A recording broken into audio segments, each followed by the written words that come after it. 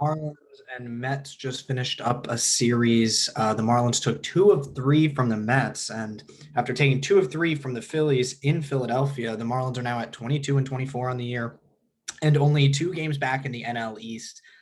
In really great news, the starting pitching has been really dominant in the situations they need to be. Sandy Alcantara got back on the horse in Philadelphia. Trevor Rogers looked dominant again. Pablo Lopez, another 7 innings of shutout ball. And even Cody Poteet coming up has now only allowed 2 runs through his 3 outings, rocking a 1.06 ERA.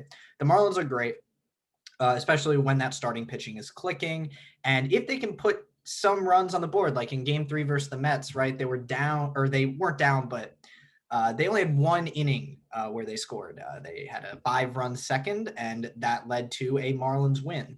Sometimes that's all you need, 1 inning of runs to support the starting pitching that has been so dominant. I mean, when you're giving them 0 to 1 to 2 runs of support, that's where things get iffy and the bullpen can fall apart at the end of the game, as we saw in game 1 in Philadelphia and kind of in game 1 against the Mets. That was more an issue of it was a bullpen day, so the bullpen didn't really fall apart.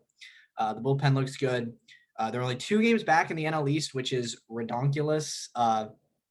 I think any Marlin fan, if you were to tell them at the start of the year that this is where they would be overjoyed.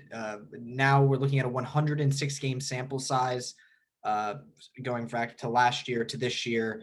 And in those 106 games, the Marlins are 53 and 53. So it doesn't seem like last year was a fluke, and they're only getting better.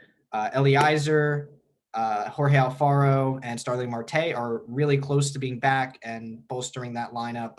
And Sixto Sanchez is on his way. He'll be hopefully in a Marlins uniform later in the year. So once those guys are back, this team is dangerous. It's a very condensed, packed NL East, but it's anyone's game. And the Marlins look like they have a shot to win it.